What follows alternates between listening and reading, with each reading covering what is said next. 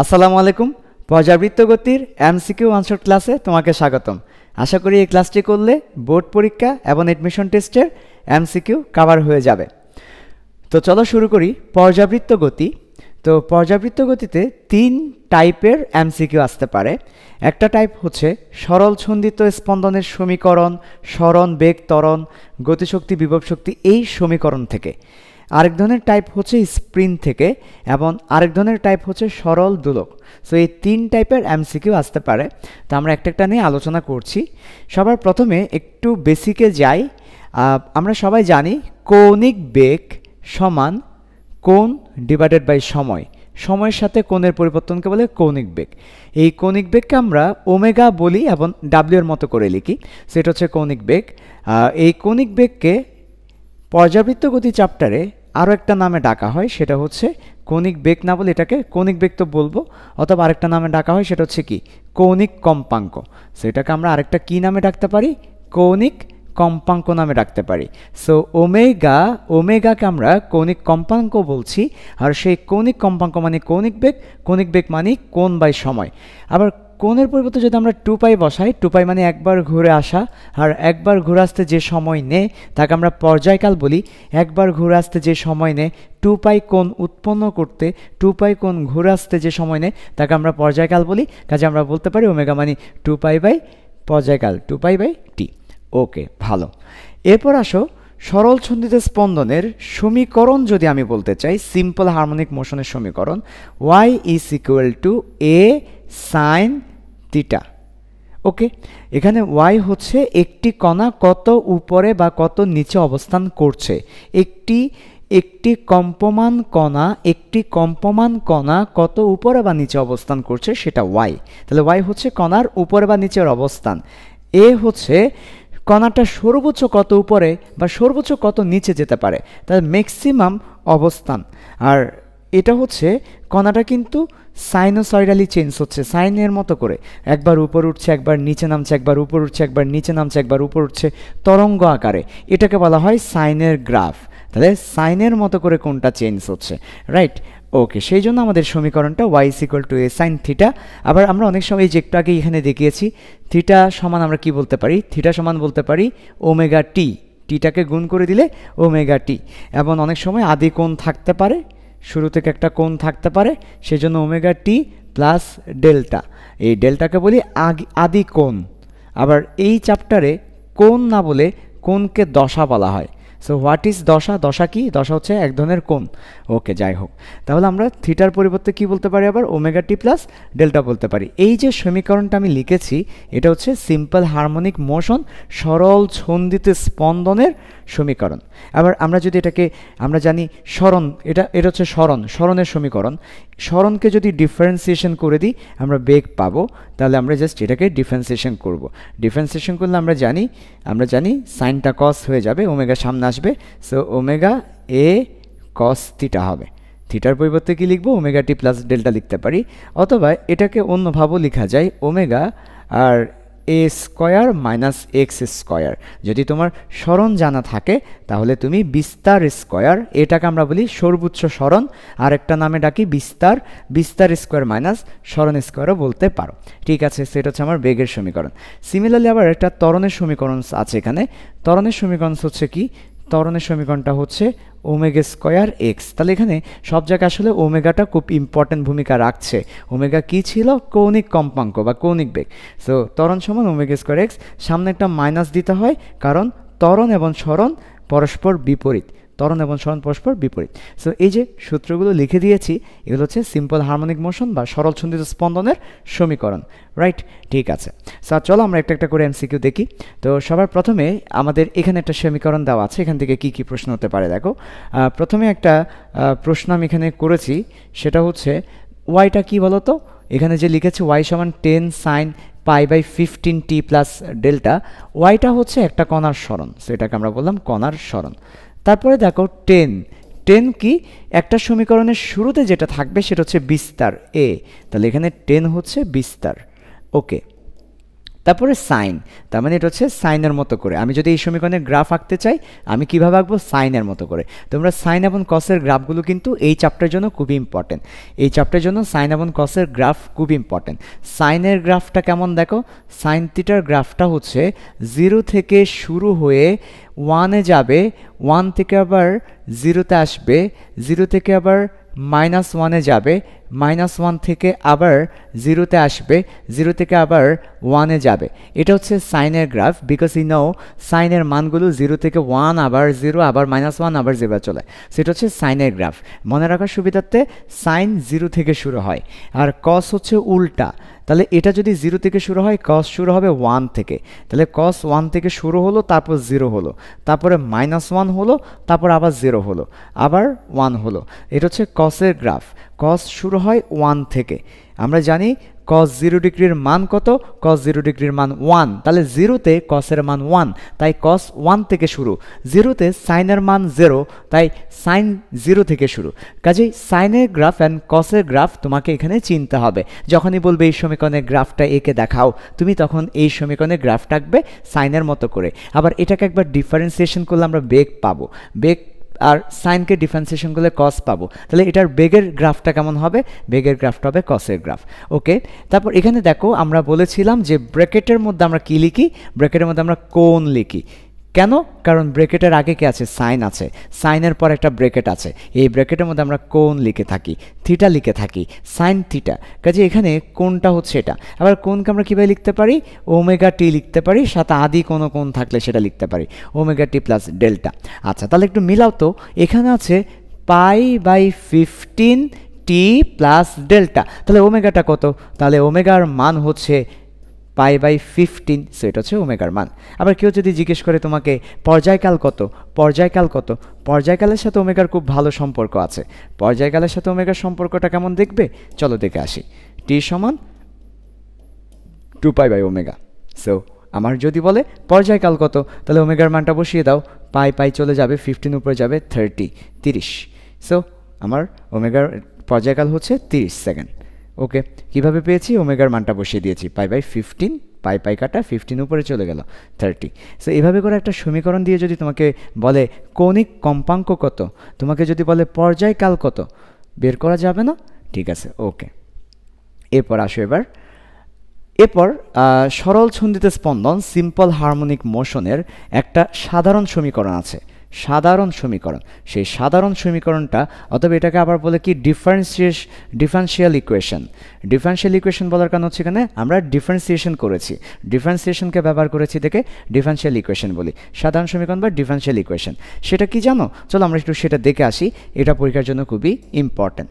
সেটা হচ্ছে ব্যাপারটা একটু আগেও আমি একটু হালকা উচ্চারণ করেছিলাম যে সরল ছন্দের স্পন্দনের ত্বরণ হচ্ছে -ω²x।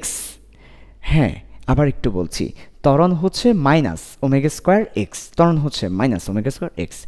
এটাকে যদি একটু ডিফারেন্সিয়াল আকারে লিখি, আমরা জানি যে, ভালো মতো খেয়াল করো সবাই, একটু দেখো, সরণকে একবার ডিফারেন্সিয়েশন করলে সময়ের সাথে সরণকে একবার ডিফারেন্সিয়েশন করলে বেগ পাওয়া যাবে, আবার সময়ের সাথে বেগকে একবার ডিফারেন্সিয়েশন করলে ত্বরণ পাওয়া যাবে।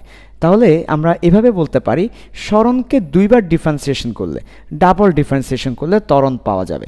এই যে ডাবল ডিফারেন্সিয়েশনকে আমরা কিভাবে লিখছি, ডাবল ডিফারেন্সিয়েশনকে এভাবেই লেখা হয় যে ডি, এটাকে তুমি জাস্ট এভাবে নর্মালি পড়ো, d²x dt², যদিও এভাবে বলতে পারো, সমস্যা নাই মনে রাখার সুবিধার্থে। কাজেই আমরা ত্বরণ পাবো সরণ এক্সকে দুইবার ডিফারেন্সিয়েশন করলে, ডাবল ডেরিভেটিভ দুইবার ডিফারেন্সিয়েশন করলে আমরা এটা পাবো। সো এটা আর এটাকে পাশে নিয়ে আসলাম, প্লাস ω²x, ওই পাশে 0 থাকলো। কথা বোঝা গেল? ওকে, তাহলে আমরা ফাইনালি যে ইকুয়েশনটা পাচ্ছি এটাকে বলা হচ্ছে ডিফারেন্সিয়াল ইকুয়েশন। তাহলে দেখো, সরণকে দুইবার ডিফারেন্সিয়েশন করলাম, প্লাস ω²x করলাম, সমান ও পাশে 0 থাকলো। এই সমীকরণকে বলা হচ্ছে সরল ছন্দিত স্পন্দনের সমীকরণ। আচ্ছা, ঠিক আছে, এখন এই সমীকরণ থেকে আমরা ওমেগা বের করতে পারি। আমাদের চলো তো প্রশ্নে কি বলেছে দেখো, প্রশ্নে বলা হচ্ছে 5d²x dt² প্লাস 125x সমান 0। আমরা এই সমীকরণটাকে এটার সাথে একটু মিলাই, দেখো তো d²x dt² এর সামনে কিন্তু কিছু নেই, কিন্তু এখানে সামনে 5 আছে, তাহলে আমরা 5 দিয়ে উভয় পক্ষে ভাগ করে দিই, যেহেতু সামনে কিছু থাকা যাবে না। 5 দিয়ে যদি ভাগ করে দিই তাহলে আমার এখানে পাওয়া যাচ্ছে, আমরা কি পাচ্ছি দেখো তো, 5 দিয়ে ভাগ করে দিলে আমরা পাচ্ছি d square x DT square plus 125কে 5 দিয়ে ভাগ করে দিলে আমরা পাচ্ছি শুধু 25 এরপর এক্স। তো আমার ফরম্যাটটা খেয়াল করো, D square x DT square plus omega square X, omega square, কাজে এখানে 25 মানে ওমেগা স্কোয়ার, তাহলে ওমেগাটা আমরা এখান থেকে পাচ্ছি। আমরা এটাকে এভাবেও লিখতে পারি 5 স্কোয়ার এক্স সমান 0। তো আমার ওমেগা হচ্ছে কত, আমার ওমেগা হচ্ছে 5, ওমেগা স্কোয়ার হচ্ছে 25, ওমেগা হচ্ছে 5। আমাকে কি বের করতে বলেছে আমরা একটু দেখি, অপশনসগুলো একটু দেখি আমাদের এমসিকিউর। কম্পাঙ্ক 5, কম্পাঙ্ক মানে এফ, কম্পাঙ্ক আর কৌণিক কম্পাঙ্ক ডিফারেন্ট, কাজেই কম্পাঙ্ক কিন্তু 5 না, কৌণিক কম্পাঙ্ক 5। কৌণিক বেগ 5 একক, হ্যাঁ এটা ঠিক আছে, কৌণিক বেগ হচ্ছে 5, এই যে 5। কৌণিক কম্পাঙ্ক, কৌণিক বেগ আর কৌণিক কম্পাঙ্ক তো সেম, সেটাও 5 একক, তার মানে 2 এবং 3 হচ্ছে আমাদের অ্যান্সার। বুঝা গেল? ঠিক আছে, তাহলে সরল চিহ্নিত স্পন্দনের সাধারণ সমীকরণ হচ্ছে D square x DT square plus omega square X, এবং তুমি এটার সাথে অন্যান্যদেরকে মিলাবে। যেমন আমি যদি একটা অ্যানাদার এক্সাম্পল তোমাদের সামনে ড্র করি, ধর আমি তোমাকে বলেছি D square X plus DT square plus আমি তোমাকে বললাম 4x ইজ ইকুয়াল টু 0। বলো তো দেখি আমাকে ওমেগা কত, তাহলে তুমি দেখবে ওমেগা কোন জায়গায় আছে, ওমেগা এই জায়গায় আছে, এবং এটা কি ওমেগা না ওমেগা স্কোয়ার, এটা ওমেগা স্কোয়ার, ওমেগা স্কোয়ার 4, তাহলে ওমেগা হবে 2। সিমিলার ওয়েতে আমি যদি তোমাকে জিজ্ঞেস করি এই সমীকরণটা দেওয়ার পর পর্যায়কাল কত, সো তুমি আগে ওমেগা বের করবে, তারপর 2π ডিভাইডেড বাই ওমেগা, এটা দিয়ে পর্যায়কাল বের করবে। সো পর্যায়কাল যদি হয় 2, সো আমার ওমেগা যদি হয় 2, ওমেগা 2 হলে পর্যায়কাল হবে পাই, সিম্পল, পর্যায়কাল হবে পাই, সিম্পল। ওকে, আবার অনেক সময় হচ্ছে সামনে একটা জিনিস গুণ আকারে থাকবে, সামনে তো কিছু থাকা যাবে না, তখন আমরা ওই জিনিসটা দিয়ে ভাগ করে তারপর হচ্ছে মেইন ফরম্যাট সাজিয়ে অঙ্কটা করব, ঠিক আছে? আচ্ছা, এটা খুবই ইম্পর্টেন্ট পরীক্ষার জন্য। বুঝা গেল? ধরো তোমাকে এভাবে দিয়েছে 2 d square x DT square, okay, plus তোমাকে দিয়েছে 16, ওকে 8, তোমাকে দিয়েছে 8x 0। সো তোমার প্রথম কাজ হবে, সামনে কোনো সংখ্যা রাখা যাবে না, বিকজ আমাদের স্ট্যান্ডার্ড ইকুয়েশনটাতে সামনে কোনো সমীকরণ নাই, কাজে আমরা 2 দিয়ে ভাগ করে দিলাম। সো 2 দিয়ে ভাগ করলে আর সামনে 2 থাকছে না, এটা হয়ে যাচ্ছে 4x সমান 0, ওই একটু আগে যেটা দেখিয়েছি সেটা। বুঝা গেল? ঠিক আছে, চলো এবার পরের প্রশ্নে যাই। একটা প্রশ্ন দেওয়া আছে, কি দেওয়া আছে, কি বলা হচ্ছে দেখো, সরল ছন্দিত গতিসম্পন্ন একটা কণার গতির সমীকরণ হচ্ছে y is equal two 10 sine omega t plus delta. একটু আগেও হয়তো এই ধরনের সমীকরণটা আমরা বলেছি, y is equal to a sine omega t plus delta, এটা হচ্ছে একটা সরল ছন্দিত স্পন্দনের সমীকরণ। তারপর কি বলেছে দেখো, এরপর বলা হচ্ছে যে কণাটার বিস্তার এ হলে, কণাটার বিস্তার এ, ওকে, সাম্য অবস্থান হতে 45 ডিগ্রি কোণে। এত কিছু আমি বুঝি না, কোণের মান 45 এটাই আমি বুঝি, কোণের মান 45। আবার আমরা এত কিছু বুঝি না, ওমেগা এবং টিকে গুণ করলে কোণ পাওয়া যায়, এটা আমি বুঝি, কাজে আমি এটাকে এভাবে লিখতে পারি। আর আদি কোনো কোণের কথা বলে নাই, সাম্য অবস্থান থেকে বলেছে, মানে সাম্য অবস্থান থেকে কোনো কিছু শুরু হলে আদি কোণ 0 ডিগ্রি, সাম্য অবস্থান মানে 0 ডিগ্রি, কাজে সাম্য অবস্থান থেকে শুরু হয়েছে মানে আগে কোনো কোণ নেই। তাহলে এ সাইন এই পুরো কোণের পরিবর্তে, আমি ওই কোণ যেটা উল্লেখ আছে সেটা বসিয়ে দিলাম 45, এ সাইন 45। ওকে, ঠিক আছে, সাইন 45 এর মান তো আমাদের সবার জানা 1/√2, তাহলে a divided by √2, a divided by √2, a divided by √2, এটা হচ্ছে আমাদের অ্যান্সার। আচ্ছা, এখানে একটা বিষয় আছে, আমরা এভাবেও বলতে পারি যে একটা সরল ছন্দিত স্পন্দন সম্পন্ন কণা অর্ধেক সময় যেদিকে যায় বাকি অর্ধেক সময় তার বিপরীতে যায়।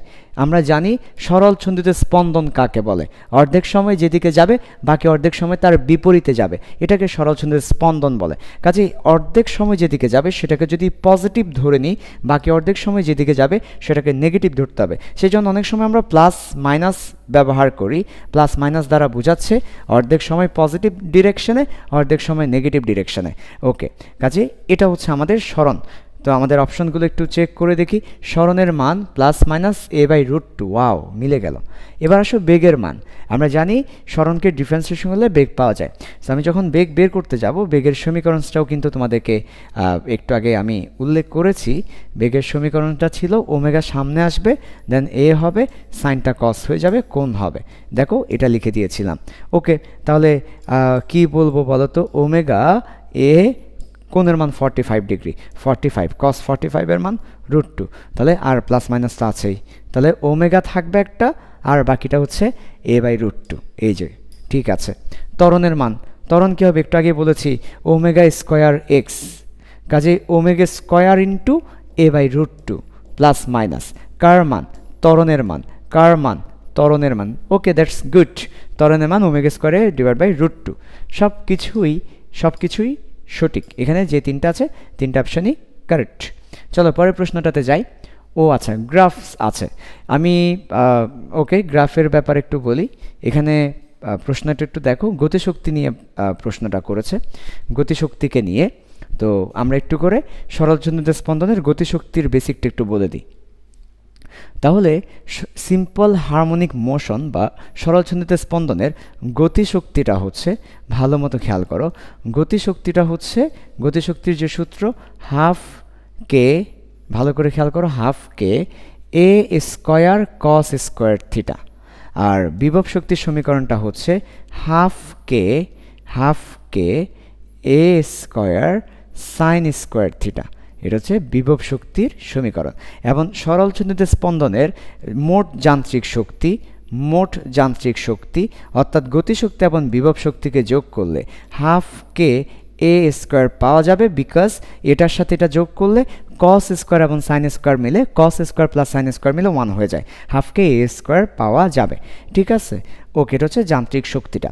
তো এখানে আমরা যদি বলি তাহলে গতিশক্তির গ্রাফটা কেমন, গতিশক্তির গ্রাফটা হচ্ছে কসের গ্রাফ, মনে আছে কসের গ্রাফটা কেমন ছিল, আর বিভব শক্তির গ্রাফটা কেমন, সাইনের গ্রাফ। কসের গ্রাফটা 1 থেকে শুরু হয়ে নিচে নেমে আবার উপর উঠবে, সাইনের গ্রাফটা 0 থেকে শুরু হয়ে উপর উঠে আবার নিচে নামবে। সো এই হচ্ছে গ্রাফ। ওকে, তা আমরা একটু দেখি আমাদের কোন গ্রাফটা হবে। গতিশক্তির ক্ষেত্রে গ্রাফ হবে কসের গ্রাফ, গতিশক্তি কস মনে রাখবো কিভাবে জানো, এটা দেখো কে কস মনে রাখবা, কে মানে কাইনেটিক এনার্জি, কে মানে কস, কে মানে কাইনেটিক এনার্জি, কে মানে কস, কে কস। তাহলে যখন আমি বলবো কাইনেটিক এনার্জি গতিশক্তি, তোমরা বুঝে নিবে এটা কসের গ্রাফ। কসের গ্রাফটা 1 থেকে শুরু, সো আমরা এখানে স্পষ্ট দেখতে পাচ্ছি 1 থেকে শুরু, দেন 0, দেন আবার এটা উপরে দেখানো হয়েছে whatever, because we know শক্তি কখনো নেগেটিভ হয় না, that is why the lower portion removed, নিচের পোর্শনটা আঁকা হয়নি, বিকজ শক্তি সবসময় ধনাত্মক। আচ্ছা, তাহলে আমার এই যে খুবই চমৎকার না গ্রাফটা, এটা পরীক্ষা আসার মতো একটা গ্রাফ। এটা কেন হবে না, because this is the graph of sine and this is applicable for potential energy EP. এটা কেন হবে না, it's also graph of sine, এটাও গ্রাফ, সাইনের গ্রাফ, সবই এখানে সাইনের গ্রাফ, দ্যাট ইজ ওয়াই এগুলো হবে না, শুধু যেটা কসের গ্রাফ আছে সেটাই হবে। ওকে, চলো আরেকটা সুন্দর গ্রাফ আছে। এখানে কি বলা হচ্ছে দেখো, সরণের সমীকরণটা এ কস ওমেগা টি একটু ঝামেলা করে দিয়েছে। এতক্ষণ ধরে আমরা পড়াচ্ছিলাম যে ওয়াই অথবা ওয়াই মানে সরণ, Y is equal to A sine theta অথবা এ সাইন ওমেগা টি। ওকে, এতক্ষণ ধরে আমরা এটাই পড়াচ্ছিলাম না, ঠিক আছে। এখানে ওয়াইটা কি ছিল, ওয়াইটা ছিল কণা কত উপরে বা নিচে আছে বা কণার সরণ। সো এটাকে ওয়াই না বলে এক্স বললেও আসলে কোনো প্রবলেম নাই, ওয়াই এবং এক্স এখানে কণার সরণই বোঝাচ্ছে। So x is equal two যদি আমি এ সাইন ওমেগা টি বলতাম তাও কোনো সমস্যা ছিল না, কিন্তু আমি সাইন না বলে বললাম কস ওমেগা টি, তার মানে এবার একটু সমস্যা তৈরি হলো। এতক্ষণ ধরে আমরা সাইন দিয়ে শিখে এসেছি, সব কিছু সাইন দিয়ে ডিজাইন করা হয়েছে, এখন তারা বলছে না সরণের সমীকরণটা কস। কেন জানো, ব্যাপারটা আসলে এই ধরনের চিন্তা করতে পারো যে আসলে সব কিছুই ঠিক আছে, সাইন দিয়েই আছে, শুধু হচ্ছে একটা 90 ডিগ্রি যোগ করে দিয়েছি। সো আমরা জানি কারোর সাথে 90 ডিগ্রি যোগ করলে সে কস হয়ে যায়, কারোর সাথে 90 ডিগ্রি যোগ করলে সে কস হয়ে যায়। তো তার মানে এখানে এটা হচ্ছে আদি কোণ ডেল্টা, তার মানে আমরা এভাবে বলতে পারি যে আমাদের এটা সাম্য অবস্থা 0 থেকে শুরু না হয়ে এটা এক পাশ থেকে শুরু হয়েছে। একটা পেন্ডুলাম চিন্তা করতে পারি, পেন্ডুলামটা ঠিক মাঝখান থেকে শুরু না হয়ে এক পাশ থেকে শুরু হয়েছে, এক পাশের কোণ হচ্ছে 90 ডিগ্রি, তার মানে এটা 90 ডিগ্রি থেকে শুরু হয়েছে, সেজন্য এটা সাইন না হয়ে কস হয়েছে। তাহলে সাম্য অবস্থা থেকে শুরু হলে, 0 থেকে শুরু হলে সেটা সাইন, যদি 90 থেকে কেউ শুরু হয়, যার আদি কোণ 90 সে হচ্ছে কস, তাহলে আমার এটা কস। তো আমাকে বলেছে বেগ বনাম সময় লেখচিত্র কেমন হবে। তো সরণ যদি হয় কস, তাহলে বেগ বনাম সময় হবে সাইন, বিকজ সরণকে একবার ডিফারেন্সিয়েশন করলে বেগ পাওয়া যায়। তো কসকে ডিফারেন্সিয়েশন করলে সাইন, সাইনকে ডিফারেন্সিয়েশন করলে কস পাওয়া যায়। ওকে, ঠিক আছে। তবে আরেকটা বিষয় মাথায় রাখতে হবে, এখানে কসকে ডিফারেন্সিয়েশন করলে, আমরা ডিফারেন্সিয়েশন করছি, কসকে যখন আমরা ডিফারেন্সিয়েশন করব তখন কিন্তু সাইন পাবো বলছিলাম না? হ্যাঁ, সামনে একটা মাইনাস থাকবে। কসকে ডিফারেন্সিয়েশন করলে মাইনাস সাইন পাওয়া যায়। মাইনাস দ্বারা বোঝাচ্ছে গ্রাফটা নিচ থেকে শুরু হবে। নর্মালি সাইনের গ্রাফ উপর থেকে শুরু হয়, এটা নিচ থেকে শুরু হবে। তার মানে এটা হচ্ছে আমাদের সঠিক অ্যান্সার। নিচ থেকে উপরে উঠে তারপর গেল। এখানে কিন্তু উপর থেকে শুরু হয়েছে একটা দেখিয়েছে, এটা কিন্তু রং অ্যান্সার, বিকজ আমাদের কিন্তু কসকে যখন ডিফারেন্সিয়েশন করতে যাব এটা মাইনাস সাইন হয়ে যাবে, নিচ থেকে শুরু হবে। ওকে, আচ্ছা, চলো পরবর্তী ইয়েটা দেখি। এবার আমরা আরেকটা টাইপে চলে আসছি, স্প্রিন ধ্রুবকের যে টাইপটা আছে সেখানে বলা হচ্ছে 100 নিউটন পার মিটার স্প্রিন ধ্রুবক বিশিষ্ট একটা স্প্রিনকে সমান দুভাগে কাটা হলো, প্রতি খণ্ডের স্প্রিন ধ্রুবক কত? খুবই ইম্পর্টেন্ট প্রশ্ন এটা। তার আগে একটু বলে নিই স্প্রিন ধ্রুবক ব্যাপারটা কি।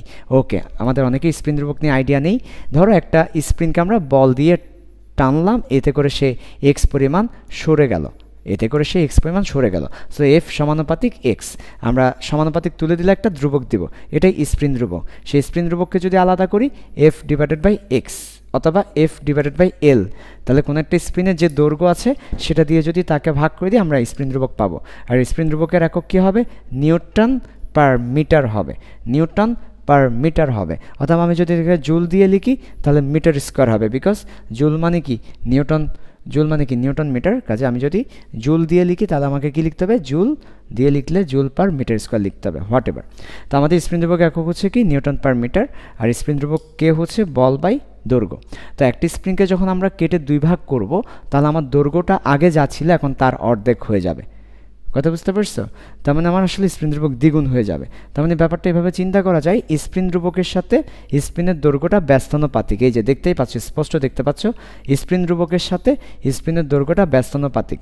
তাহলে আমি যখন স্প্রিনের দৈর্ঘ্যটাকে অর্ধেক করব, স্প্রিন ধ্রুবক ডাবল হবে। আমি স্প্রিনের দৈর্ঘ্যকে 1/3 করলে স্প্রিনটা 3 গুণ হবে, অর্থাৎ আমি যত করব তার বেশি হবে আর কি, বুঝতে পারছো? ব্যস্তানুপাতিক সম্পর্ক। আমি অর্ধেক করলে 2 গুণ, 1/3 করলে 3 গুণ। আমি যদি একটা স্প্রিনকে 4 ভাগ করি ওটা 4 গুণ বেড়ে যাবে, এটা 1/4, ওটা 4 হয়ে যাবে। একটা স্প্রিনকে তুমি ঠিক যত টুকরা করবা স্প্রিন ধ্রুবক ঠিক তত গুণ বেড়ে যাবে। তো আমাদের এখানে 2 ভাগ করা হয়েছে, তাহলে স্প্রিন ধ্রুবক ডাবল হয়ে যাবে, 100 সেটা 200 হয়ে যাবে। তাহলে আমাদের এখানে অ্যান্সার হচ্ছে কত? এখানে অ্যান্সার হচ্ছে 200। যদি বলতো আমি 2 ভাগ না বলে যদি 4 ভাগ বলতো তাহলে এটা 400 হয়ে যেত। আমার কথা বুঝতে পেরেছো? ঠিক আছে, এবার আসো খুবই চমৎকার একটা প্রশ্ন, পরীক্ষা আসার মতো। দেখো একটা এখানে দুইটা স্প্রিন দেওয়া আছে, আর স্প্রিনের একটা ধর্ম হচ্ছে স্প্রিন ধ্রুবক। সেখানে দুইটা স্প্রিন দেওয়া আছে, দেখতে পাচ্ছ, একটা K1 একটা K2। ওকে, তো তোমাদেরকে একটু বলে রাখি যে দুইটা স্প্রিন যদি পাশাপাশি থাকে তাহলে সেটা শ্রেণীতে আছে, আর দুইটা স্প্রিন যদি সমান্তরালে থাকে তাহলে সেটা তো সমান্তরাল আছেই। স্প্রিন ধ্রুবকের ব্যাপারে একটু বলে নিই, খেয়াল করো। এই যে দুইটা স্প্রিন, একটা স্প্রিন আছে আর একটা স্প্রিন আছে, এরা কিসে আছে? শ্রেণীতে আছে। যখন দুইটা স্প্রিন শ্রেণীতে থাকবে তখন হচ্ছে স্প্রিন ধ্রুবক বের করব কিভাবে? তুল্য স্প্রিন ধ্রুবক বের করব কিভাবে? রোদের উল্টা। রোদের ক্ষেত্রে শ্রেণীতে থাকলে যোগ করতাম, আর স্প্রিনের ক্ষেত্রে শ্রেণীতে থাকলে আমরা ইনভার্স করব। একটা স্প্রিন ধ্রুবক ইনভার্স, আর একটা স্প্রিন ধ্রুবক ইনভার্স, তারপর হোল ইনভার্স করে দিব। এটা রোদের ক্ষেত্রে সমান্তরালে করতাম। রোদে যেটা সমান্তরালে করতাম, স্প্রিন ধ্রুবকের ক্ষেত্রে তুল্য বের করার ক্ষেত্রে সেটা শ্রেণীতে করব। সিমিলারলি যদি আমার সমান্তরাল থাকে, এই একটা সমান্তরালের আরেকটা ফরম্যাট আছে, দুইটা স্প্রিনের মাঝখানে যদি আমরা একটা বস্তুকে রেখে দিই তাহলে সেটাও কিন্তু সমান্তরাল বোঝায়। সো দুটো স্প্রিনের মাঝখানে যদি একটা বস্তুকে রাখা হয় সেটাও সমান্তরাল বোঝায়। ইভেন যদি আমি 3টা বস্তুকেও রাখি, 3টি স্প্রিনই সমান্তরাল, তাহলে এভাবে করে 3টি স্প্রিন সমান্তরাল। কিন্তু আমি যদি 2টি স্প্রিনকে রাখি, 2টি স্প্রিন সমান্তরাল, তাহলে 2টা স্প্রিনের মাঝে একটা বস্তুকে রাখলে দেখতে যদি মনে হয় শ্রেণীতে আছে, শ্রেণীতে নাই, মাঝখানে বস্তু থাকার কারণে সেটা সমান্তরালে চলে গেছে। আর সমান্তরাল হলে কি হবে? সমান্তরাল হলে একদম সোজা, রোদের উল্টা। রোদের ক্ষেত্রে যেটা সমান্তরাল হতো এখানে সেটা শ্রেণীতে হবে, রোদের ক্ষেত্রে যেটা শ্রেণীতে হতো এখানে সেটা সমান্তরাল হবে। তাহলে সমান্তরাল থাকলে স্প্রিন ধ্রুবকগুলো যোগ করে দিব। তো যেহেতু এটা সবচেয়ে সহজ, পরীক্ষায় এটাই আসে, তাহলে তোমাকে একাধিক স্প্রিন দেওয়া থাকবে যারা সমান্তরালে আছে, এটাও সমান্তরাল, এটাও সমান্তরাল, এটাও সমান্তরাল, একাধিক স্প্রিন দেওয়া থাকবে যারা সমান্তরাল আছে। তারপর বলবে তুল্য স্প্রিন ধ্রুবক বের করো। তুল্য স্প্রিন ধ্রুবক হবে দুজনের কি, যে স্প্রিনগুলো আছে তাদের স্প্রিন ধ্রুবকের যোগফল, জাস্ট যোগফল। ওকে, সো আমাদের এখানে দুটি স্প্রিন সমান্তরালে আছে, তাদের স্প্রিন ধ্রুবক হবে k1 প্লাস k2। আর আমাকে বের করতে বলেছে কৌণিক কম্পাঙ্ক। সো উই নো, আমরা সবাই জানি যে স্প্রিনের পর্যায়কাল হচ্ছে 2π√m/k। এটা তোমাদেরকে মাথায় রাখতে হবে। স্প্রিনের পর্যায়কাল 2π√m/k,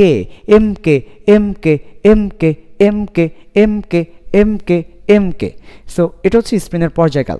এবং আমরা একটু আগে দেখেছি যে পর্যায়কাল সমান কি, পর্যায়কাল সমান 2π/ω। সো আমরা বলতে পারি যে আমার এই পোর্শনটা হচ্ছে 1/ω সমান। তাহলে ওমেগা কি হবে, যেহেতু এটা 1/ω সমান, ওমেগা হবে উল্টে যাবে k/m। তাহলে ওমেগা কতটুকু হবে, ওমেগা হবে √k/m। তো এখানে কে না বলে k1 প্লাস k2 বলবো। কেন? কারণ এখানে কিন্তু একটি স্প্রিন না, দুটি স্প্রিন, কাজে √k1 প্লাস k2/m। তাহলে আমাদের ওমেগা হবে একটা √ থাকবে, তারপর k1 plus k2 divided by m। এই যে এক নাম্বারটা k1 plus k2 divided by m, এটা হচ্ছে আমাদের সঠিক অ্যান্সার। ওকে, স্প্রিন আমাদের শেষ। এখন আমরা চলে আসছি আমাদের লাস্ট টপিক, সরল দোলক। সরল দোলক মানে পেন্ডুলাম। তোমরা দেখেছো পেন্ডুলামের যে ব্যাপারটা আছে সেটা। তো প্রথমেই যে প্রশ্নটা করেছে একটু আমরা দেখি কি বলা হচ্ছে।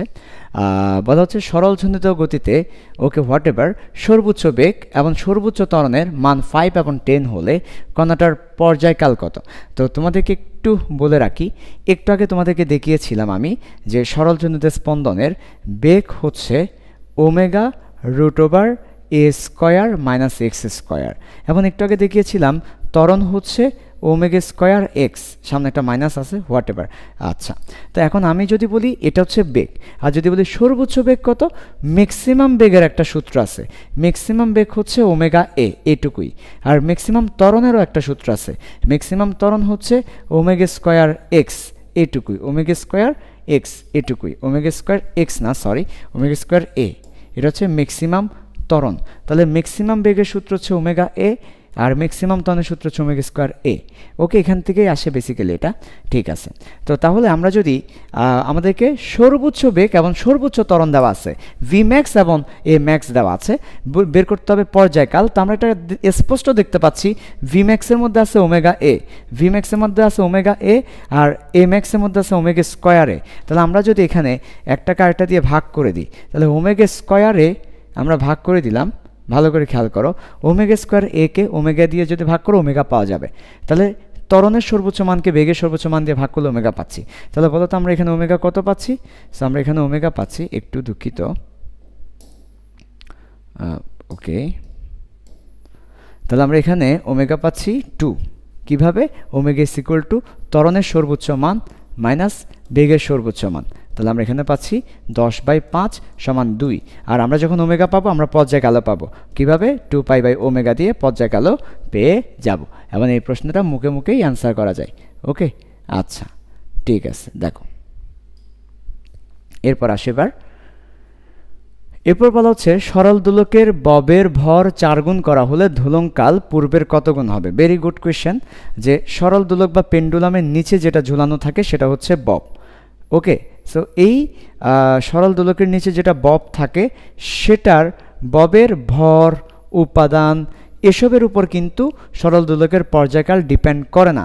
এসবের উপর সরল দোলকের পর্যায়কাল ডিপেন্ড করে না। তার মানে সরল দোলক কতক্ষণ একবার ঘুরে আসবে এটা ববের ভর, উপাদানের উপর নির্ভর করে না। কাজে ববের ভর 4 গুণ নাকি 10 গুণ নাকি 100 গুণ নাকি 1000 গুণ, ববের ভর যত ইচ্ছা করো, কোনো সমস্যা নাই।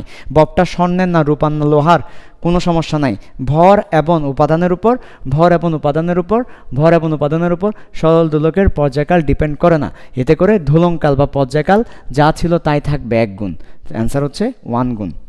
এরপর আসো, ভূপৃষ্ঠে একটা দোলক গড়ি 1 সেকেন্ড একবার টিক শব্দ করে, ধোলকটির কার্যকর দৈর্ঘ্য কত? এটা খুবই ফেমাস একটা কোয়েশ্চেন। যে দেখো, একটা পেন্ডুলাম একবার যাওয়াটাকে আমরা বলছি অর্ধ দোলন। তার মানে একটা পেন্ডুলাম একবার যাবে, সেটাকে বলছি অর্ধ দোলন। এই একবার গেলে সে একবার টিক করবে, তার মানে এই টিক শব্দটা একবার করবে, এটা হচ্ছে অর্ধ দোলন। তো আমরা এটাকে পর্যায়কাল বলতে পারি না। আমরা পর্যায়কাল বলে আবার ফিরে আসতে হবে। আবার ফিরে এলে আবার যদি সে ফিরে আসে, একবার গিয়ে আবার যদি ফিরে আসে, তাহলে সেটাকে আমরা পর্যায়কাল বলি। তাহলে একবার যেতে যদি 1 সেকেন্ড সময় লাগে, তাহলে গিয়ে ফিরে আসতে 2 সেকেন্ড সময় লাগবে। তো আমাকে বলেছে 1 সেকেন্ড একবার টিক করে, মানে একবার যায়, টিক টিক টিক টিক। এই টিক শব্দটা বাজবে একবার গেলে। সে একবার গেল টিক, আবার ফিরে আসলো টিক, আবার গেল টিক, আবার ফিরে আসলো টিক, আবার গেল টিক। যতবার যাবে টিক, অথবা যতবার ফিরে আসবে টিক করবে। তাহলে একবার গিয়ে ফিরে আসতে হলে 2 সেকেন্ড সময় লাগছে। ঠিক আছে, ওকে। তাহলে পর্যায়কাল 2 সেকেন্ড। পর্যায়কাল কত? 2 সেকেন্ড। এবার বলেছে দোলকটার কার্যকর দৈর্ঘ্য কত। তো আমরা সরল দোলকের সূত্রটা যদি একটু মনে করিয়ে দিই, তোমরা সবাই জানো T is equal to 2π√L divided by g. এটা হচ্ছে সরল দোলকের পর্যায়কালের সূত্র। কাজেই তোমাকে টি দেওয়া আছে 2 সেকেন্ড, কাজে আমি এখানে বসালাম এল বের করতে বলেছে। তো স্কোয়ার করে দাও টি স্কোয়ার, জিটাকে গুণ করে দাও জিটি, 2πকে স্কোয়ার করছি না, তারপর নিচে পাঠিয়ে দাও 4π স্কোয়ার, সো এল। অর্থাৎ স্কোয়ার করার পরে সবগুলোকে এ পাশে পাঠিয়ে দিলে এল পাওয়া যাবে। ঠিক আছে, তো এবার ক্যালকুলেশন করো। এখানে জি এর মান 9.8 আমি করে দিচ্ছি। জি এর মান 9.8, 2 স্কোয়ার, নিচে 4π স্কোয়ার, এটা চলে যাবে। পাই স্কোয়ারের মান 9.85, তার মানে 0.993 আসবে। তো এটা একটু মুখস্থ রাখতেই পারো। এটাকে যেই সকল পেন্ডুলাম 1 সেকেন্ডে একবার যায়, যেই সকল পেন্ডুলাম 1 সেকেন্ডে একবার যায়, তাদেরকে বলা হয় সেকেন্ড দোলক। সেকেন্ড দোলক কাকে বলে? সেকেন্ড দোলক বলা হয় 1 সেকেন্ডে একবার গেলে। আর সেকেন্ড দোলকের পর্যায়কাল হচ্ছে 2 সেকেন্ড। এটা পরীক্ষা অনেক বেশি আসে। সেকেন্ড দোলক কি? একবার যেতে 1 সেকেন্ড, একবার যেতে 1 সেকেন্ড, একবার যেতে 1 সেকেন্ড, এটা সেকেন্ড দোলক। আর সেকেন্ড দোলকের পর্যায়কাল হচ্ছে 2 সেকেন্ড, বিকজ সে গিয়ে ফিরে আসতে 2 সেকেন্ড সময় নিচ্ছে। ওকে, এবং সেকেন্ড দোলকের কার্যকর দৈর্ঘ্য হচ্ছে 0.993। এটা মুখস্থ রাখতে পারো, কারণ সেকেন্ড দোলক বললেই পর্যায়কাল হবে 0.99, পর্যায়কাল না, সেকেন্ড দোলক বললেই পর্যায়কাল হবে 2 সেকেন্ড, এবং কার্যকরী দৈর্ঘ্য অর্থাৎ যেই সুতাই বেঁধে তাকে আমরা দোলাচ্ছি সেটা হবে 0.993। ওকে, এরপর আসে এবার একটা সেকেন্ড দোলকের কম্পাঙ্ক কত। ওকে, এই যে একটু আগেই যে প্রশ্নটা করেছি যে একটা সেকেন্ড দোলকের কম্পাঙ্ক কত। একটা সেকেন্ড দোলকের আগে বলো পর্যায়কাল কত? পর্যায়কাল 2 সেকেন্ড। আর কম্পাঙ্ক মানে কি? কম্পাঙ্ক মানে হচ্ছে কম্পাঙ্ক, এটা কৌণিক কম্পাঙ্ক না, শুধু কম্পাঙ্ক। শুধু কম্পাঙ্ক মানে হচ্ছে 1/t, শুধু কম্পাঙ্ক 1/t। কৌণিক কম্পাঙ্ক হচ্ছে 2π/t, কৌণিক কম্পাঙ্ক হচ্ছে 2π/t। তাহলে শুধু কম্পাঙ্ক 1/t, কৌণিক কম্পাঙ্ক 2π/t। তোমাকে বলেছে শুধু কম্পাঙ্ক বের করতে, তাহলে শুধু কম্পাঙ্ক হবে 1 পর্যায়কাল, তার মানে হাফ, তার মানে অ্যান্সার হবে 0.5। আর কম্পাঙ্কের একক হার্টস, 0.5 হার্টস হবে অ্যান্সার। ঠিক আছে, এরপর কোনো স্প্রিনের এক প্রান্তে ভরের একটা বস্তু ঝুলালে সেটা 9.8 সেন্টিমিটার দেওয়া আছে প্রসারিত হয়। বস্তুটাকে টেনে ছেড়ে দিলে পর্যায়কাল কত হবে? পর্যায়কাল বের করতে বলেছে। সো আমরা জানি পর্যায়কাল মানে হচ্ছে 2π√L/g। অনেক সময় এল এর পরিবর্তে আমরা কতটুকু প্রসারিত হয়েছে সেই ইলংগেশনটা দিই, E/g লিখে থাকি। ই মানে ইলংগেশন, ইলংগেশন মানে কতটুকু প্রসারিত হয়েছে। কাজে আমরা এখানে লিখতে পারি 2π প্রসারিত হয়েছে 9.8 সেন্টিমিটার। সেন্টিমিটারকে মিটারে নিতে হলে 9.8কে 100 দ্বারা ভাগ করে দিতে হবে, করে দিলাম। আর জি এর মান সেটাও 9.8। ওকে, √9.8 চলে গেল, 1/100 আছে, তাকে রুট করলে 1/10 থাকবে। রুট করার পর তাহলে 2π/10 এটা পাচ্ছি আমরা। কিসের মান? পর্যায়কালের মান। ওকে, আচ্ছা, তো 2π/10, তাহলে আমরা যদি পাই হচ্ছে 3.1, তাকে যদি গুণ করি 6.28, তাকে যদি 10 দ্বারা ভাগ করি 0.628, তাহলে আমাদের অ্যান্সার আসবে 0.628। ক্যালকুলেশন তুমি তোমার মতোই করো, হোয়াট এভার। সূত্রটা বুঝতে পেরেছো? কাউকে যদি তুমি প্রসারিত করো সেটাকে বলবো ইলংগেশন, সেটা হচ্ছে ওই L/g এর মতো, L/g এর মতো। ওকে, একটি ধোলক গড়ি পাহাড়ের চূড়া হতে পাহাড়ের পাদদেশে আনা হলে, মনে করো একটা পাহাড় আছে, এই পাহাড়ের চূড়া হচ্ছে একদম উপরের বিন্দু, সেই চূড়া থেকে একটা দোলক গড়ি। ভাইয়া দোলক গড়ি কাদেরকে বলে? ওই সেকেন্ড দোলক যারা আছে, যারা একটা দোলনে 1 সেকেন্ডে একটা দোলন দেয়। তাহলে 1 সেকেন্ডে একটা দোলন, 2 সেকেন্ডে 2টা দোলন, 3 সেকেন্ডে 3টা দোলন। এখান থেকে আমরা কি মাপতে পারি? আমরা এখান থেকে সময় মাপতে পারি। তাই এদেরকে বলা হয় কি? এদেরকে বলা হয় দোলক ঘড়ি। ঘড়ি বলা হচ্ছে সময় মাপার কারণে। এরকম একটা ঘড়ি পাহাড়ের চূড়া থেকে কোথায় নিয়ে আসবো? পাদদেশে নিয়ে আসবো। একটা ঘড়িকে পাহাড়ের চূড়া থেকে পাদদেশে নিয়ে আসলাম। আনলে কি হবে? প্রথম কথা হচ্ছে আমরা যখন চূড়া থেকে পাহাড়ের পাদদেশে আনবো, তখন হচ্ছে আমরা জানি যত উপরে যাই জি এর মান তত কমতে থাকে। যত উপরে যাবা জি এর মান কম, ভূপৃষ্ঠে জি এর মান সবচেয়ে বেশি। ঠিক আছে? তো পর্যায়কাল কী হবে? দেখো, পর্যায়কাল হচ্ছে 2π√L/g। তাহলে সরল দোলকের সুতার দৈর্ঘ্য বাড়ালে পর্যায়কাল বাড়ে, আর অভিকর্ষজ ত্বরণ যদি বৃদ্ধি করো পর্যায়কাল কমবে। তো আমাদের যেখানে জি কমে, তাহলে পর্যায়কালের সাথে জি এর সম্পর্কটা √/, ব্যস্তানুপাতিক। মোট কথা ব্যস্তানুপাতিক। তাহলে জি বাড়লে পর্যায়কাল কমবে। তাহলে আমরা যখন উপর থেকে নিচে নামাবো, জি বাড়বে, টি কমবে, পর্যায়কাল কমবে।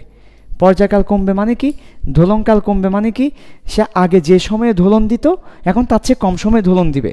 আগের চেয়ে কম সময়ে দোলন দিবে। দোলনকাল কম মানে কম সময়ে দোলন দিচ্ছে সে। আগে সে 1 সেকেন্ডে দোলন দিত, এখন সে 0.5 সেকেন্ডের মধ্যে দোলন দিচ্ছে। তার মানে এখন সে আগের চেয়ে তাড়াতাড়ি দোলন দিচ্ছে, ফাস্ট হয়ে গেছে। কেউ যদি আগের চেয়ে দ্রুত যায়, তখন সে সময় লাভ করবে। সময় লাভ মানে কি? সময় লাভ মানে হচ্ছে সে তাড়াতাড়ি কাজটা করে ফেলছে, এখন তার কাছে অতিরিক্ত সময় আছে। আর সময় হারানো মানে কি? যে সময়ের মধ্যে করার কথা ছিল সে স্লো হওয়ার কারণে ওই সময়ের মধ্যে করতে পারে নাই, তাই সময় হারাইছে সে। তার মানে আমাদের বলতে এখানে কি হবে? পর্যায়কাল কমবে, দোলনকাল হ্রাস পাবে। এবং দোলনকাল কমা মানে কি? দোলনকাল কমা ইজ ভেরি পজিটিভ। দোলনকাল কমা মানে সে আগের চেয়ে তাড়াতাড়ি দোলন দিচ্ছে, তার মানে সে সময় লাভ করবে। ওকে, তাহলে 1 ও 3 হচ্ছে আমাদের অ্যান্সার। ঠিক আছে, এরপর বলা হচ্ছে একটা সরল দোলকের দোলনকাল 10% বৃদ্ধি করার জন্য কার্যকরী দৈর্ঘ্য বৃদ্ধি করতে হবে 300%। এটা কিভাবে আসে? একদম সিম্পল। দেখো, এই ধরনের প্রশ্ন অনেক আসতে পারে যে দোলনকাল 100% বৃদ্ধি করা, তার মানে কাকে 100% বৃদ্ধি করা? দোলনকাল। তার মানে দোলনকাল আমরা এভাবে জিনিসটা চিন্তা করতে পারি, আগে আর পরে, এভাবে চিন্তা করতে পারি, আগে এবং পরে চিন্তা করতে পারি। ওকে, আগে পরে। তো দোলনকাল সেটা আগে ছিল 1 গুণ, এখন 100% বাড়াইছি। 100% বাড়ানো মানে এখন সেটা 2 গুণ হয়ে গেল, কারণ আমার 100% বৃদ্ধি পাইছে। তার মানে আগে 1 গুণ, এখন আরও 1 গুণ বাড়লো, 2। তো এটা কি? পর্যায়কাল। আমরা জানি পর্যায়কালের সাথে আমাদের কার্যকরী দৈর্ঘ্যটা √/, সমানুপাতিক সম্পর্ক। ওকে, ভালো। তো আমরা দোলনকাল কী করি? তাহলে আমরা এটাকে স্কোয়ার করে দিই, t² সমানুপাতিক L। তাহলে আমাদের জন্য একটু সুবিধা হবে, আমাদের জন্য একটু কী হবে? সুবিধা হবে। কথা বুঝতে পারছো? ওকে, আচ্ছা।